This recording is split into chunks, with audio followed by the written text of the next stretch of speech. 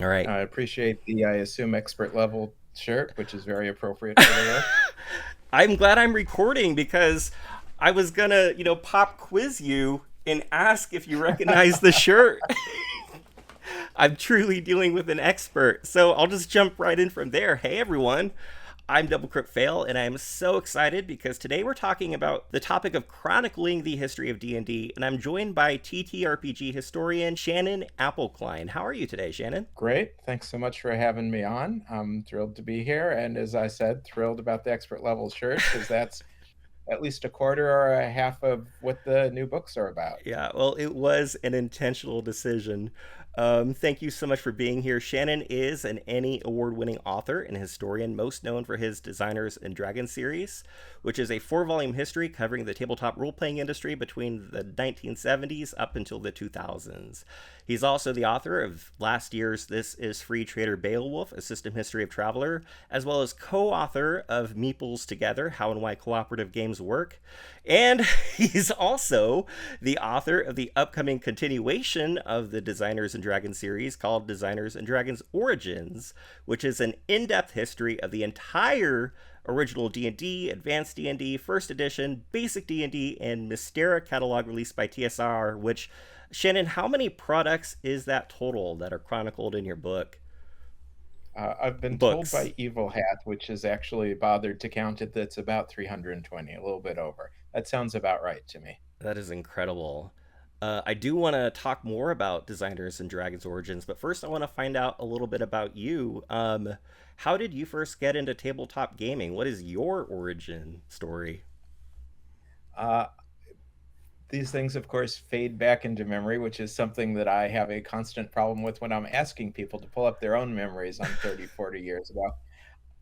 I know that I was intrigued by the Dungeons and Dragons set, and I asked my father to get it for me, and he got it for me for my birthday or Christmas. I think I got into it through the cartoon ads that were running in comic books at the time, the ones that showed them exploring a dungeon, facing green slime, facing a red dragon, getting teleported away to a castle.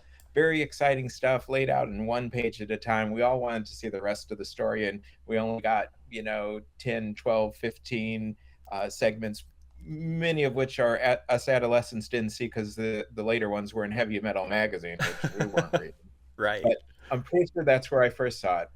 I asked it for birthday or Christmas, like I said.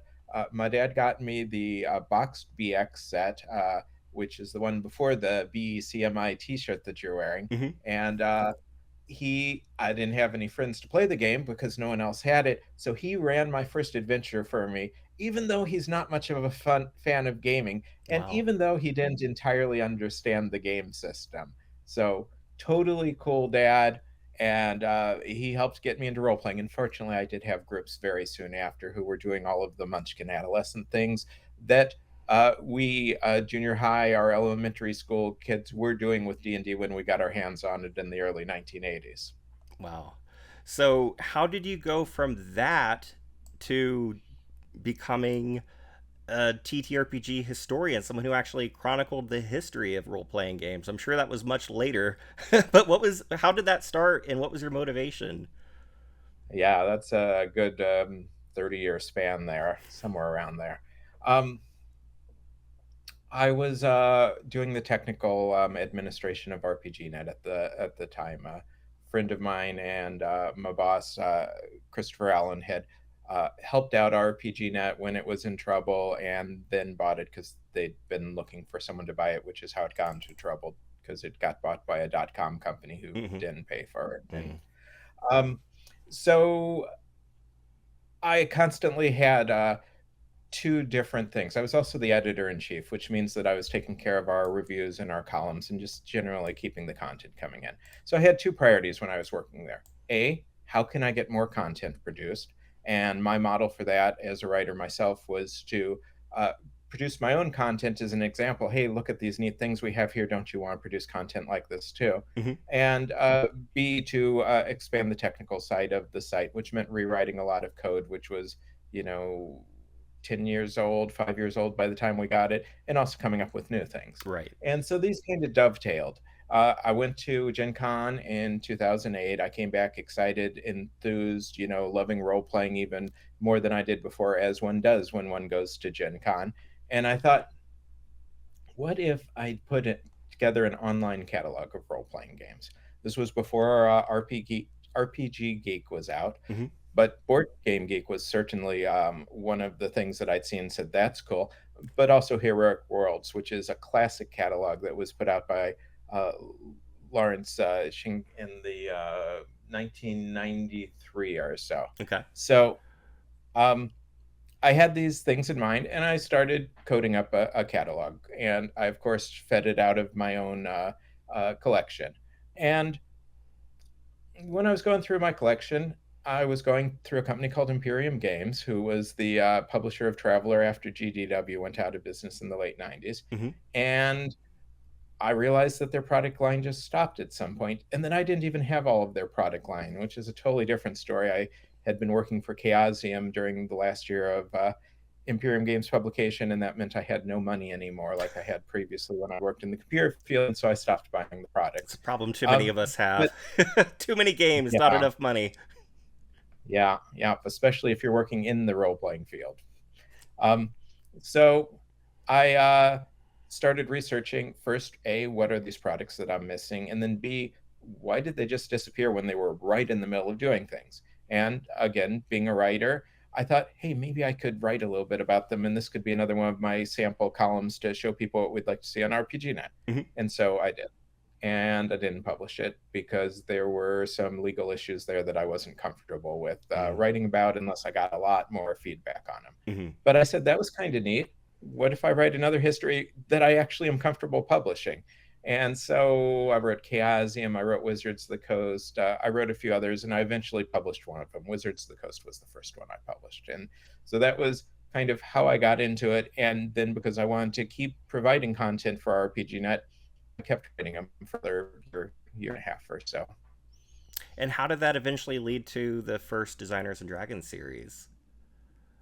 Uh, People started writing me fairly early on saying, hey, this is really neat. And it was, I think, pretty unique at the time.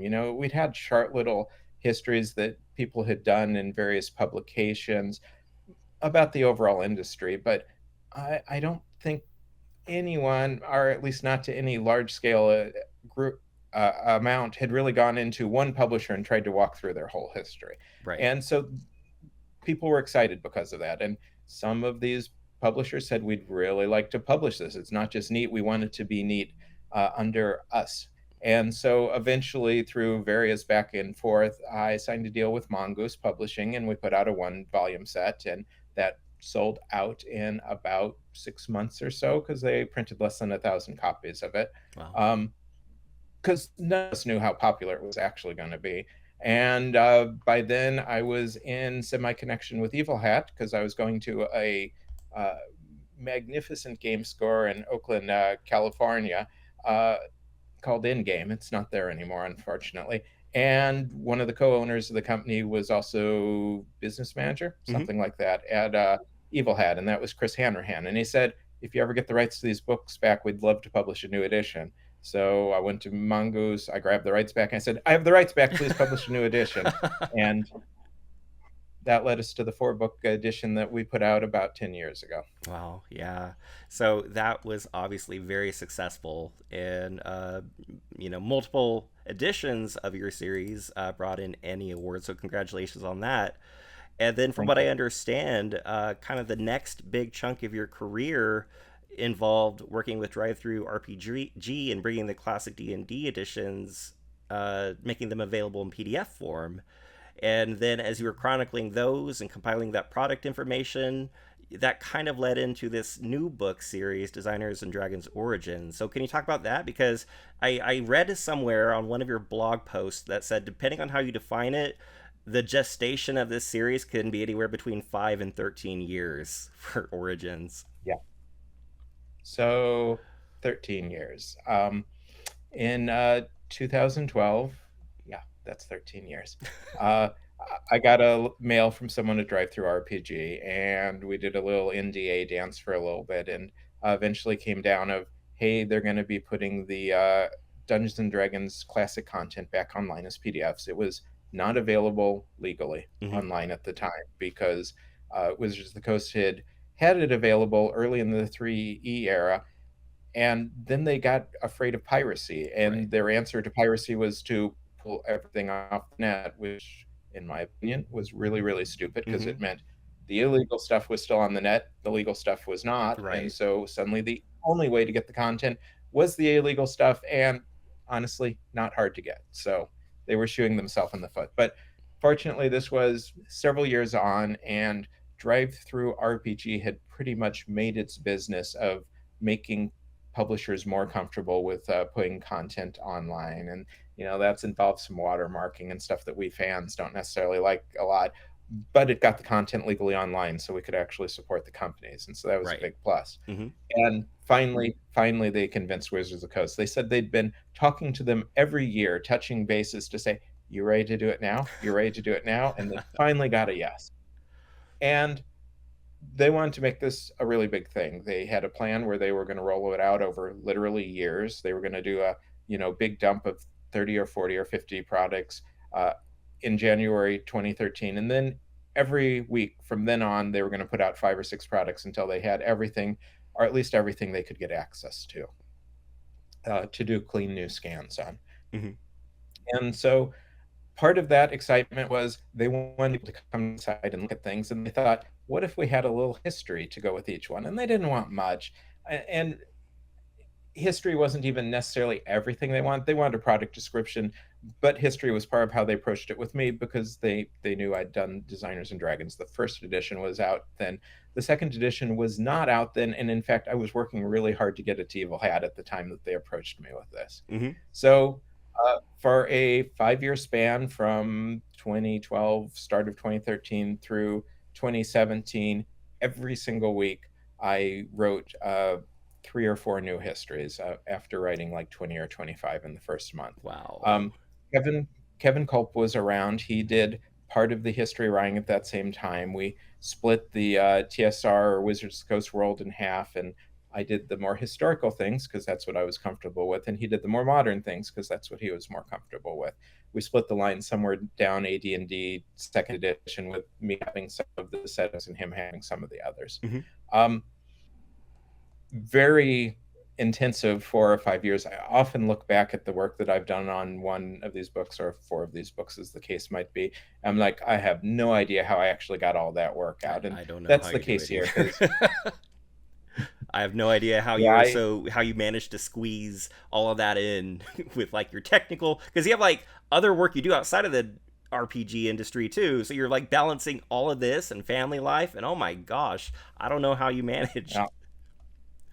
No kids helps, but I do definitely have the rest and the technical writing. But I'm actually able at this very moment to spend more time than I ever have on this type of writing, because for the last 5 years I've moved over to contract writing for my technical writing I do, and so I do my best to balance 50% about 20 hours a week on technical writing, and 50% about 20 hours a week on history writing. But when I was doing the DriveThru Classic D&D Classics work, I didn't have that. I was working 40 hours a week at an online game company, Skotos Tech. And so I'd have a pattern, and this is part of I'm not really sure how I did this over time, where every Friday night I'd get done with my week's work, I'd eat dinner, and then I'd spend the whole evening researching. I'd know by that point what products they had ready for the next week. We usually got calendars about a month out, but we didn't always have the products, the scan products, until shortly before. So I'd do all my research. I'd find all the interviews I could find, reviews, discussions, and I'd make sure I had the copies of the product, and I'd dump these all in files. This is usually how I work. I do my research and it gets dumped into files. And then on Saturday, I'd take my shoes or my bike, and I'd go and I'd hike or I'd bike somewhere. And I lived in the East Bay of California at the time, across the bay from San Francisco. Okay. And there's just a plenitude of beautiful parks. We have hills behind the bay, and there's just lines of parks up and down these hills. And I knew where every picnic table was in those parks. And so I'd get up there on my bike or my feet or the bus or however I got up there. I'd hike a bit, and after I'd done an hour or something, I'd find a picnic table, I'd sit down, and I'd write until I noticed it was starting to get dark. And that was most of the writing. Come home, I'd finish it up, and then the Sunday I'd edit it and I'd upload it, and poof, I'd have 2 or 3 or 4 new histories. Wow. And they were certainly written more casually and quickly than most of what I do. Uh, but that was fine for, online, fairly casual publication. 2017 or so, we got to the end of everything that they'd been able to get. Every once in a while, they'd find something new that they were able to scan a copy that was cheap enough for them to be willing to buy and scan. But they were really at the tail end of things then. And so we lost track of each other, and I was pretty much done. Mm-hmm. And at the time, we were planning to move to Hawaii. We had about 2.5 years in our master plan before we moved, and I tried to work on various things at various times, but there was no chance. So we come to the, maybe 5-year count now. I'd set it aside for about 2.5 years. And April 2020, I finally finished up my work for the online game company. I moved over to contract work for my tech writing, and I sat down and I started writing. And my first project was actually, I wanted to go back to the company histories I'd done, Mm-hmm. Designers and Dragons, the original ones. I'd had about 5 that I'd taken notes for in the last couple of years, done the research for, but hadn't been able to write. Can I jump in and just ask a quick question? Yeah. How did you manage to keep the rights to the things that you had written, as opposed to DriveThruRPG controlling all of that? So for RPGNet, it was easy. Those were some of the ones. But DriveThruRPG, they did ask for the rights for it. And the answer was, I'm a real stickler for contracts. And so I read contracts carefully. I look over every detail like that, and I argue them until I get to the point where I'm happy with them. And as you probably know, keeping rights isn't very common in the role-playing industry. It's almost impossible if you're working on someone's game system or setting. It is more possible if you're working on something that's your own and not directly tied, like my history, but difficult. So DriveThruRPG, they were very open and willing to discuss, and also very busy trying to get the site ready and everything out to actually do the release. And I feel like were very generous in being willing to go back and forth with me several times before we finally came to an agreement. And they had concerns that were entirely legitimate. They wanted to make sure that if they put out the payment, and more so, I think the effort of working with me, that they got to keep using these things as long as they wanted. Right. They also had I think, genuine concern that if I put out a book with these sometime later, and people then saw these histories on the website, they'd say, you stole that from Shannon's book. Oh, yeah. They would be accused of plagiarism for what they hired you to do. Yeah. And so those were the only things we really had to work out. And, just to make it fair all around, I also said, we go ahead and drop my rate a little bit so that, they were going to offer $20 a history, not much money in any amount. And then I said, why don't we drop it to 15, and that should even out for the rights. And they can keep using them non-exclusively in perpetuity. I think they had an exclusive clause of a year or so. And so their exclusivity ended in 2018 or so. And the Arjun's books have a little line in them, which I double checked with DriveThruRPG a few months ago, that says, the historical research was originally funded by DriveThruRPG or something. So if anyone ever makes that complaint, someone can point to them and say, no, it says right here. Right. But they were very generous and very willing to do that. But also, it was very much to their benefit, because, I described to you, I was working on this in much of my free time for 4 years. There's no way I would have done that if it was, something that I was just doing for someone else's site. I did that because I was creating assets for myself that I knew I could sometime turn into a book. I didn't know if I would or not, but I knew it was a possibility. And so that's just that ownership is so different. It meant that they got great content that they wanted for 4 years. So I guess I'm saying publishers, there's a reason beyond just, straight. There is a reason that is self-interest that you might want to empower your writers and creators and designers and illustrators more. That's a very good point. So you had all of this material, and Mhm. around 2017, 2018, 2020. 2019, you decided. 2020 was when I got back to it. Okay, so you decided to compile it into a book, and I understand you ended up having way more than you could fit into what you wanted to do. Even with 4 volumes, you had so much material. So how did you decide to draw the line in what you included in the scope of this project? Yeah. So I got done and I ran a word count against all the files that I'd done, and it came out to somewhere between 900,000 and a million words, which explains where all those weekends went.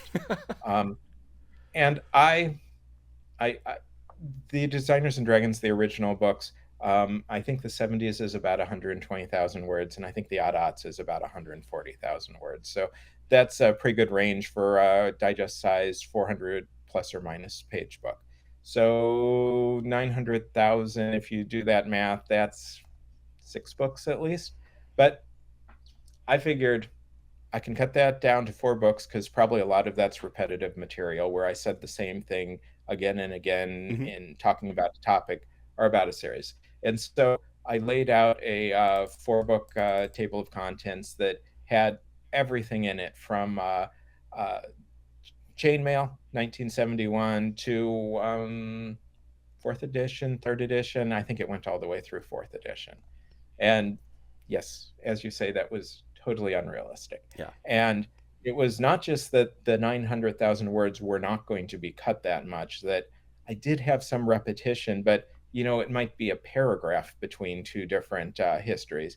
It was also that when I started putting these together, I was like, oh, I wrote this in the first month. And so it's that 250 words that we first talked about, and I barely cover anything. Hmm. And uh, as I told you, I think we have about 320 uh, entries in these 4 books. The 4 books were almost exactly 110,000 words each.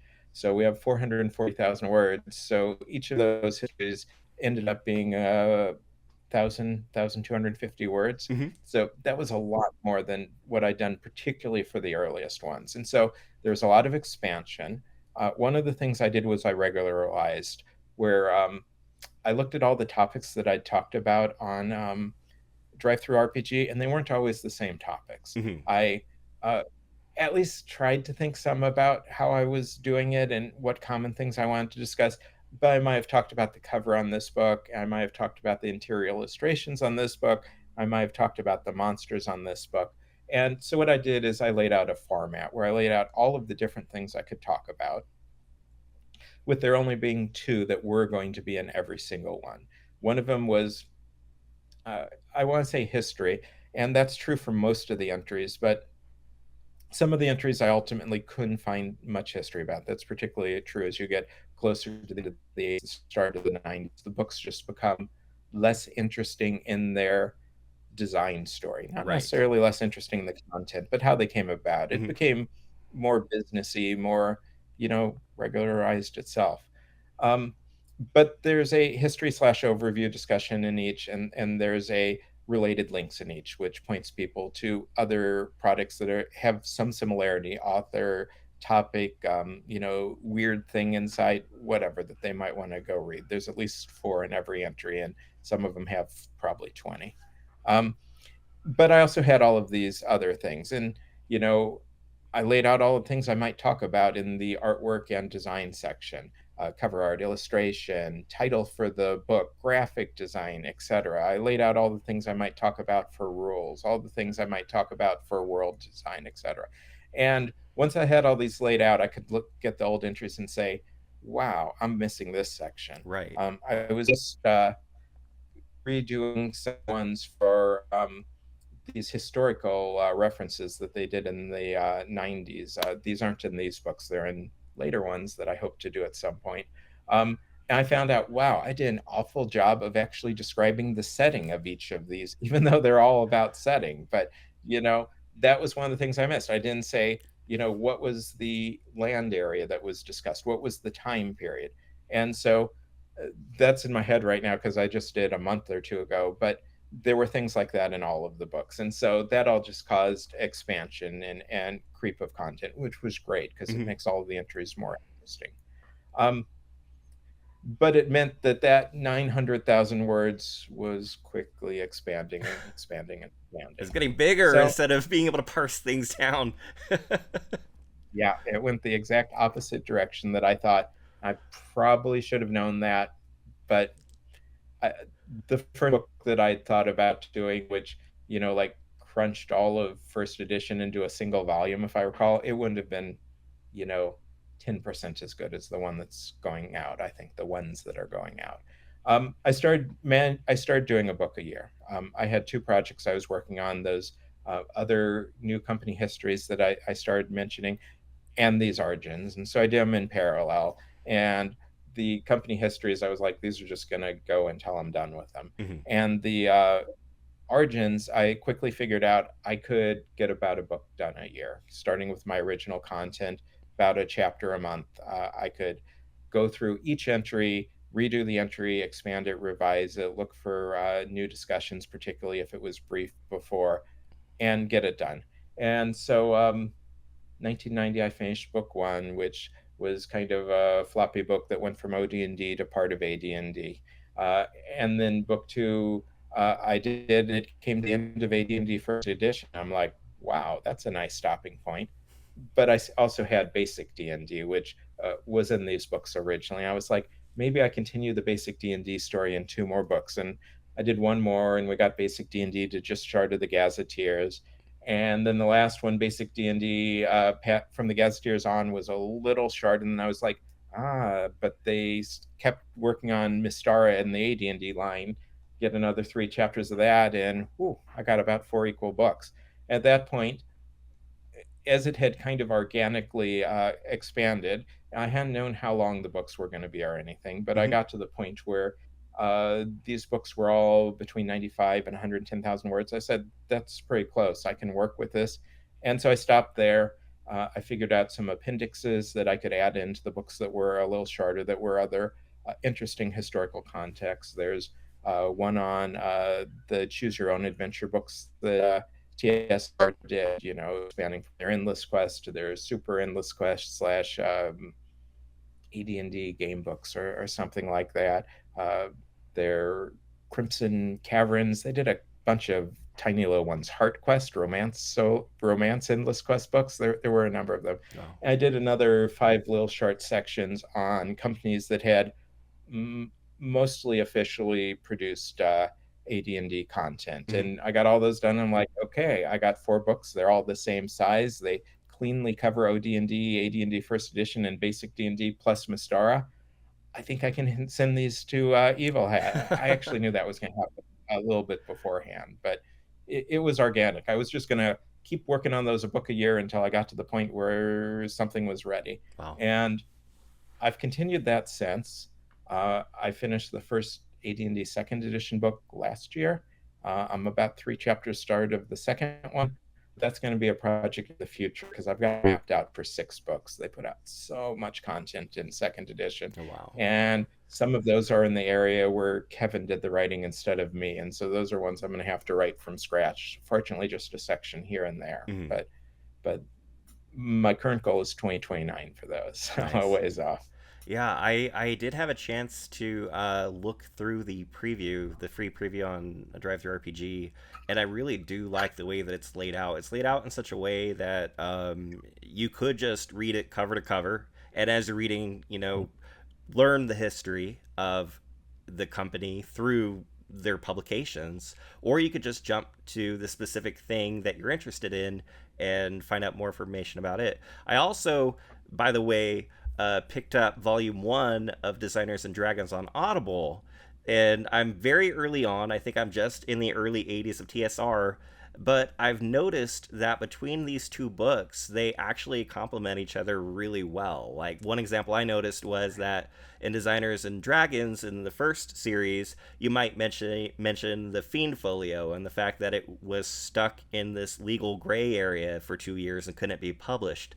But then if a reader goes over to, Origins, they can look up Fiend Folio and find out more information about what exactly that problem was. So I'm curious, because these two different volumes of these two different series work together so well, if that was a conscious decision on your choice as you were editing for these to be sister resources.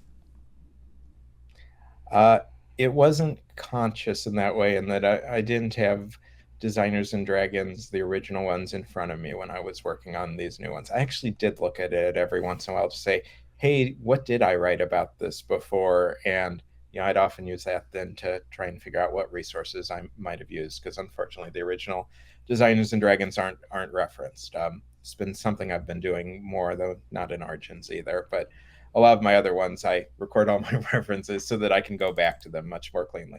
But looking at them, let me say, oh yeah, that's what I was writing about. Or occasionally, oh, I don't have this in here at all. I need to go find out more about that again. I do envision my books in a hierarchy now Mm-hmm. that I've done enough of the history books, a four-part hierarchy, and I've released books in three of the parts of the hierarchy. Well, this will be the third. So I kind of envision at the top level universal history books, which is a history that looks at the entire industry as one part. And that's the one I haven't done, but hope to sometime in a few years, maybe. Mm-hmm. Under that are my company histories, which we have the four books of right now, the original Designers and Dragons, which look, pretty high level at things from a company point of view. Below those, I have system histories, which look at a system, which kind of are under a company, though they can go orthogonal too. If a game system has moved from company to company. And below the and I have one of those right now. This is Free Trader Beowulf, though. I am playing with three different ideas right now, and I've knocked out table of contents for two of them. And Paranoia, I've written a table of content for, and Call of Cthulhu, I've written a rough table of content for, and basic role playing, I've mostly thought about in my head how I would do it. So those are our system histories, and under that are product histories, and those are much more clearly linked to system histories, where a product history says, okay, we're not looking at a system, we're looking at each book one by one. Right.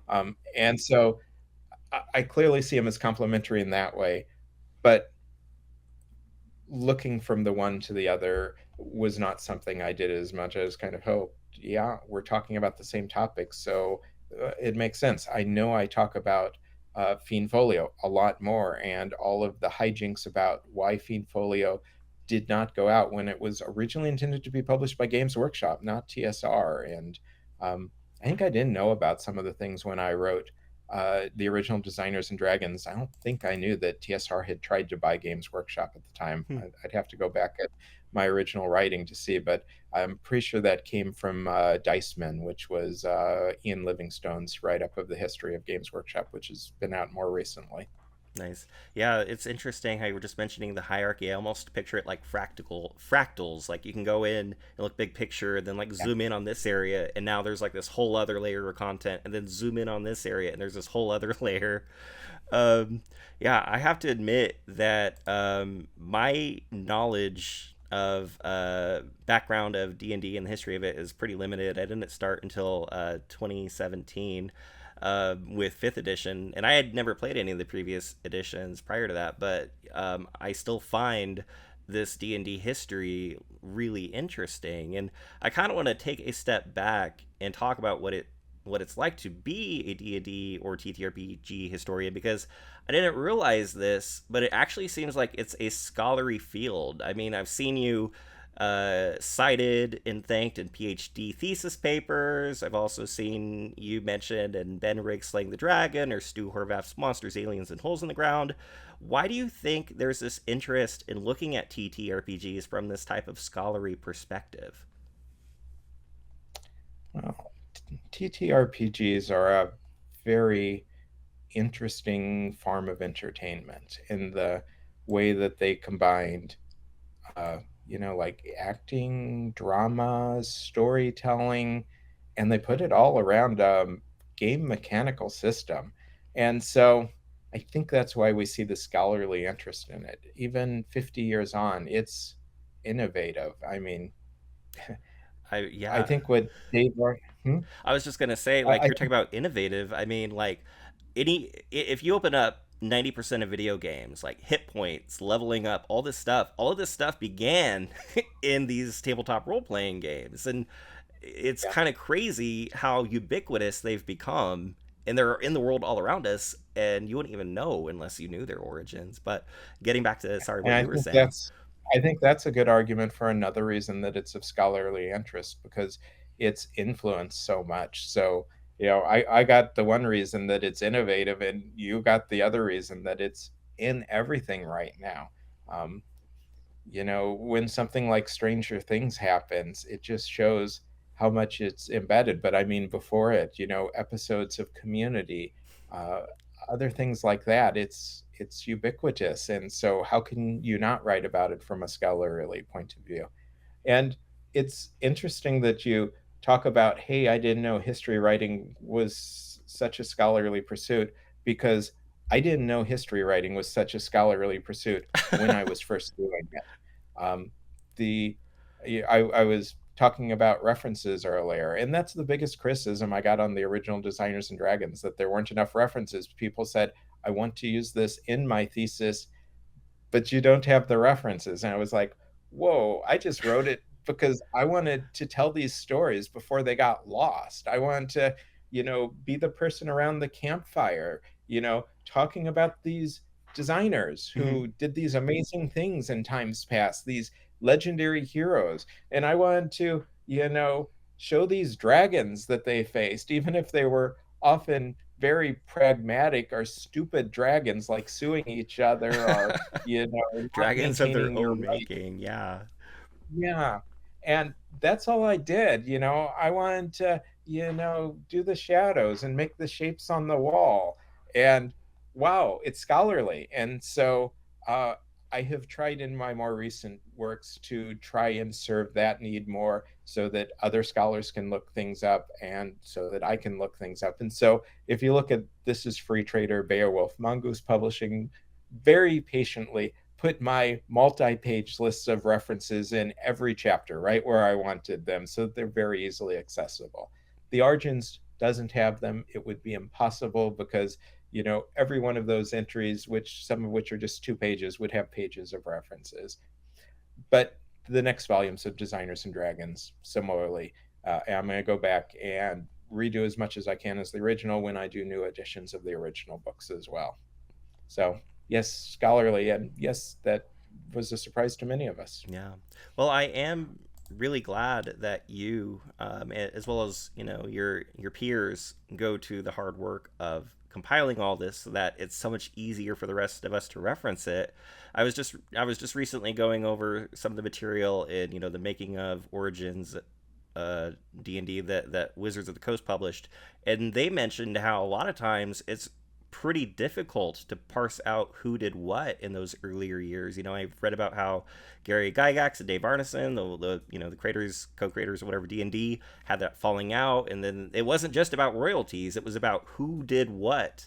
And I'm just wondering, how do you deal with it when sources, especially primary sources, become fuzzy or contradict each other? What's your method for finding the truth? Um, well, I mean, when sources contradict each other, you cannot find the truth. I mean, I think that's fundamentally true. You can sometimes find a most likely course, but when there is casual contradiction, I will usually mention all of the possibilities. Hey, Mm, it could be this or this. When there is direct contradiction, I will usually say, this person says this thing and this person says this, and they are obviously not both true. right. And yes, that was quite true for a lot of Dave Arneson and Gary Gygax's discussions about who did what. Um, there is a slightly recurring section in many of the histories that is called Who Done It. The histories, for the viewers who haven't seen any of the books yet, though, you can look at Secret Door on DriveThruRPG. That's the one that was mentioned that has a couple of histories, including the Fiend Folio. But all of the histories, the history part is broken into little sections, little bite-sized chunks. And one of the bite-sized chunks that repeat at least several times throughout these volumes is whodunit. Mm-hmm. And these are the early books are very different from the later books in that they are much more often the creation of one or two people. And so those are easy to parse. But Greyhawk, Blackmore, the original supplements for OD&D, those have a couple of different names on them, and they don't have all of the names of the people. And so those took a lot more research, mostly from people who have, after the fact, said either, hey, that was my stuff in there, like Steve Marsh. He did a lot of the underwater stuff that we find in Blackmore, probably almost all of the underwater stuff. And he probably has a special thanks or something in there. I don't remember what the exact credit is, Mm-hmm. but the main line is almost certainly Dave Arneson. I'd have to look at it to be sure, but I think that's the case. So there was certainly some figuring out.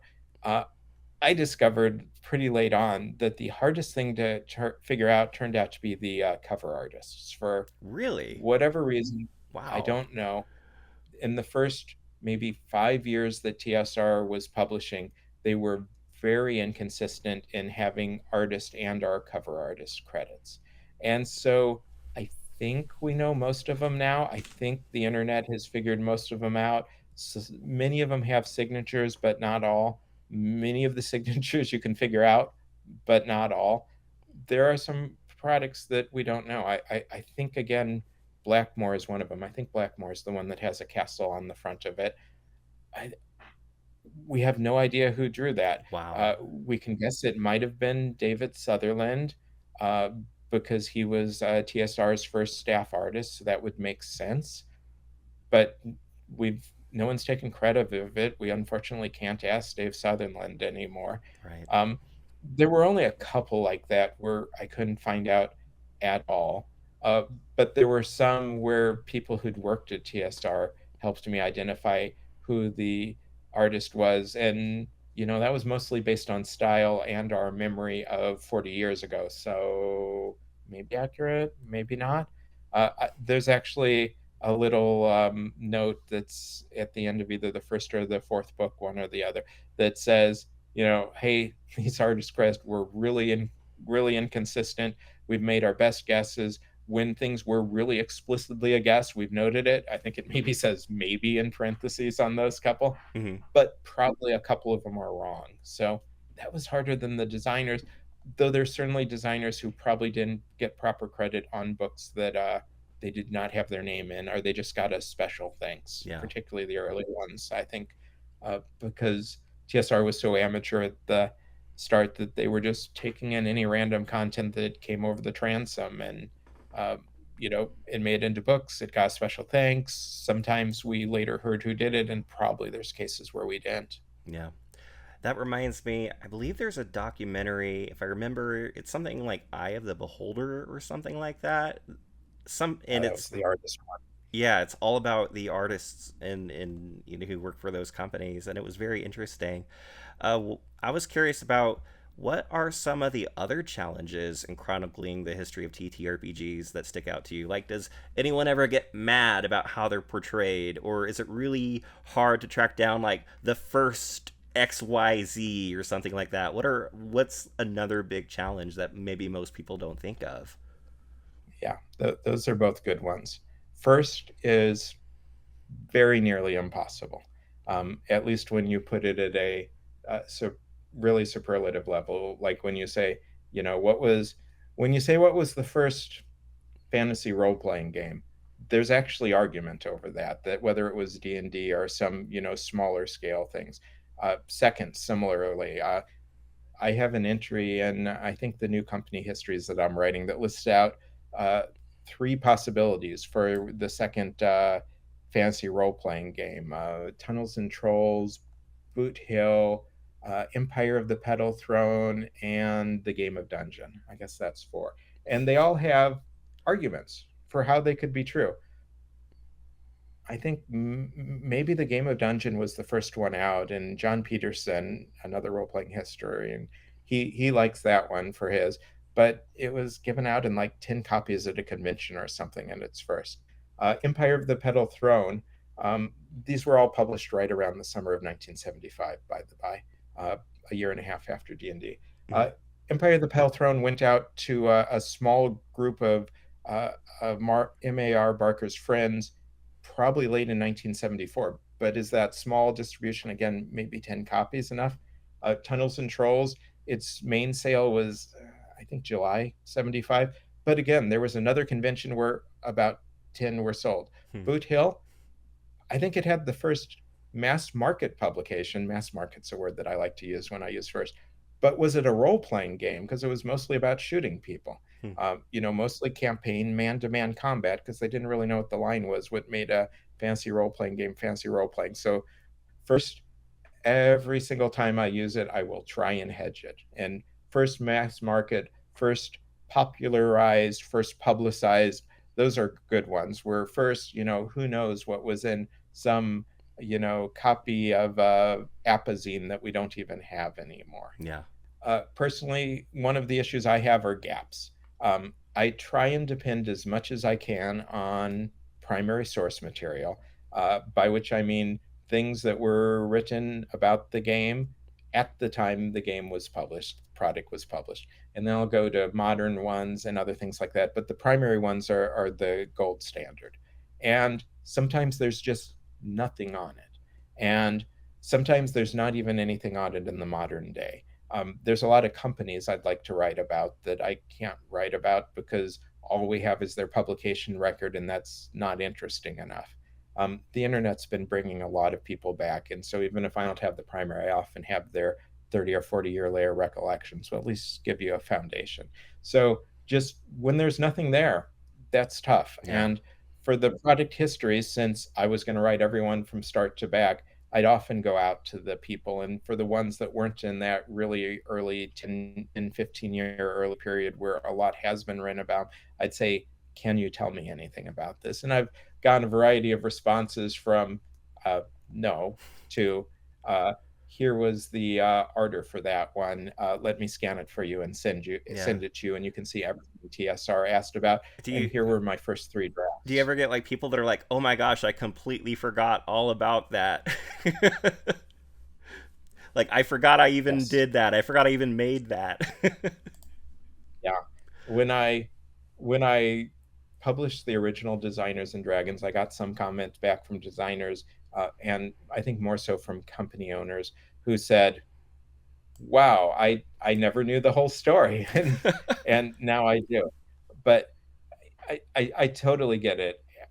40 years ago, I couldn't tell you what I did on something 10 years ago often, let alone 40. And so, that's the other reason the primary sources are the gold standard. But sometimes there's just nothing to be said because no one recorded it or thought about it, and the sands of time have dripped down the hourglass. But that's also why I'm writing, in part because I want these stories to be told before they are lost, and we're unfortunately losing more and more every year. You talked about people being angry as another thing, and I have had a few histories where I wrote them out and I got them back, and the people did not like the way that they were written, and they were almost always right. Let me just ask to clarify, because I know that you often send your near final drafts out to people, including people you mentioned. Is this what you're talking about, where you'll send someone like a near finished manuscript and then they'll get feedback? Absolutely. And so most of the time I get what I said, which is, wow, I didn't even know this was the whole story. And sometimes I get I think you were unfair to us. I think you were overly critical. And they were almost always right. And it's a great reason to send people out so I can get this back. And it's almost never from the companies that I had some personal issue with, because usually if I knew I had some personal issue with it, then I would really try and look deeply at how can I see this from the other point of view, because I'd be aware of it. Right. And the couple of times this happened, it wasn't many, but it was a couple. It was almost always because it was a publisher I was less familiar with, and fandom was deeply unhappy with them from some reason. Hmm. And so as I kind of, sucked this in through all of the source material and discussions that I could find, I was like, wow, and then I'd talk to the publisher and I'd get the other side of the story. So I don't know if I'd say that's as much of a problem as things like First or such, but it's definitely an issue. And maybe the thing that I would say is a problem is, just avoiding bias. I mean, obviously that's something you want to do, but it's the unconscious bias that's difficult, not the Right. conscious bias. The Yeah. conscious bias I can move right past. And I more often than not, when I'm writing about a product or a company, I come out loving them in the end because there's so much innovation, creativity, excitement in this field that when you see what someone is doing, you can't help but be amazed by it. I Yeah. mean, Like just as an you example, almost feel Palladium, like you get to know them on a personal level through their art that they I create. do. I do. And I'll often in the modern day spend about a month on each history or each couple of paired histories for the company histories. The product histories go faster. And I'll get done with them and I'll feel like I've lost a friend Mm. that, I just immersed myself so deeply in this, and now I don't get to see him anymore.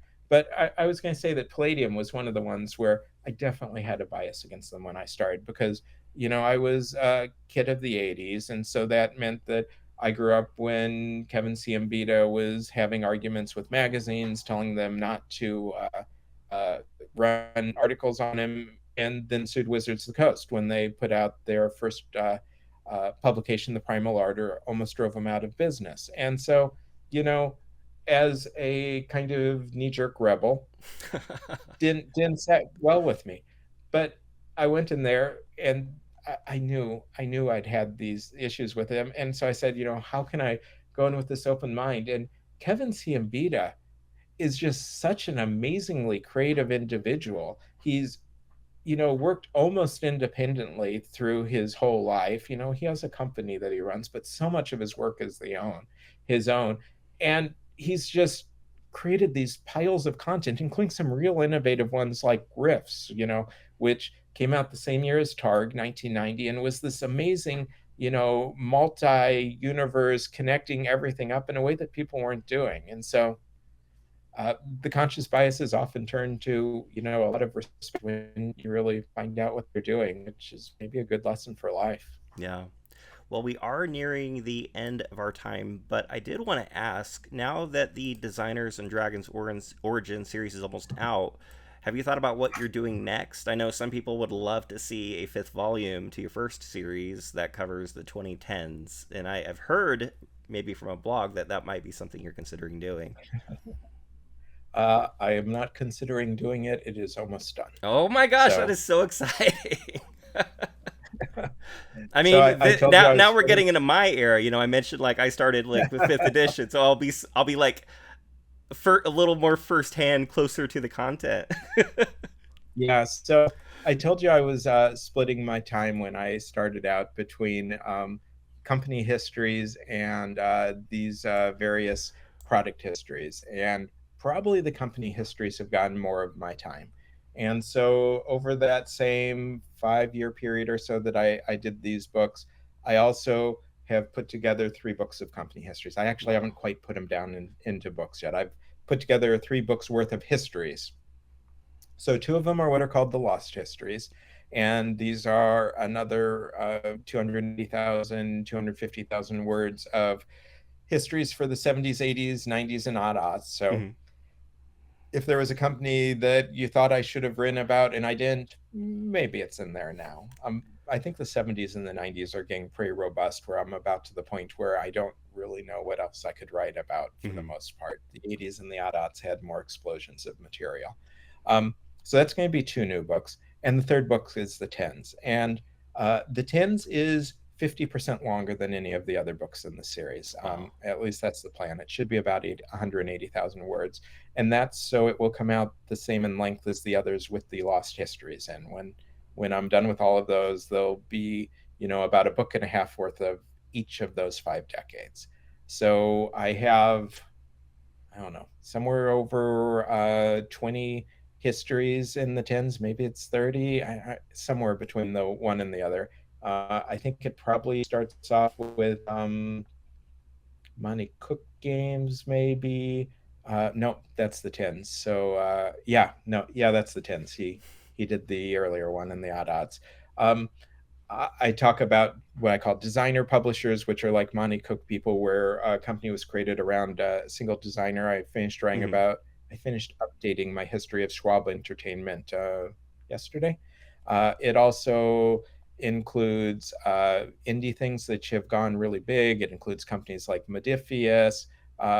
It includes all of the international companies that have come rushing in. Free League is definitely the Free League is definitely the one that is at the lead Oh of yeah, them. But Free League is there's excellent. three other major Swedish companies. There's Ulysses, which was a German company. So I think it's going to be a rich, interesting book. And uh, right now, what I'm doing is I've written them over the last 5 years. So some of them are out of date now, particularly the ones that I wrote for the wrote a 5 year period for the tens. And so I'm getting them all updated to 2025. I'm getting them all re-edited because most of them are old enough that my last draft edit I could now see the flaws with and do an even improved draft. My hope is to hand these three books off to Evil Hat somewhere right around when spring is breaking, March or April. I Wow. think we're going to be pretty low key in releasing these because we've got these four previous books. They're not in print right now, except through DriveThruRPG, where there's a beautiful hardcover pod you could get, or PDF if you prefer, and the Audibles. Um, but we know that there isn't the ability to get those old books, and we don't want to reprint those old books because they're out of print, because Right. they're out of date. Yeah. Um, You'd have to so revise. Yeah. update them, yes. So we're going to put these out low key. This is the current plan. Plans never survive, first contact with the enemy, in this case, publication. So I think put them low key and say, hey, if you're a current reader, here's maybe pod versions that you can get to, complete your series. And then I'm going to go back and I'm going to do a third edition, which updates everything. But that I'm not going to start until next year. So this is going to be kind of a thank you to old fans. And at about 400,000 words of material, it's almost as much as in the original Designers and Dragons. And a good chunk of that's the tens. Wow. Well, I can't wait to check that out. And speaking of checking things out, I do highly recommend that everybody go over to BackerKit. And by the time you see this, it might even be out in public for you to back Designers and Dragons Origins. It's an excellent product. I have enjoyed the sneak peek preview that I'll link down to below, as well as to the project itself. I want to give a shout out and say thank you to the team at Evil Hat for helping put this interview together. And Shannon, thank you so much for giving me your time and allowing me to chat with you about, chronicling this history of this hobby we're all so passionate about. Yeah, thank you so much for taking the time and offering the interest and helping us talk about the crowdfunding. I appreciate it and I enjoy talking about it. So it's been great. All right. Well, for everybody watching, thank you so much. As I said, be sure to check out Dragons and Designers and Dragons Origins. And as always, may your day be a critical success.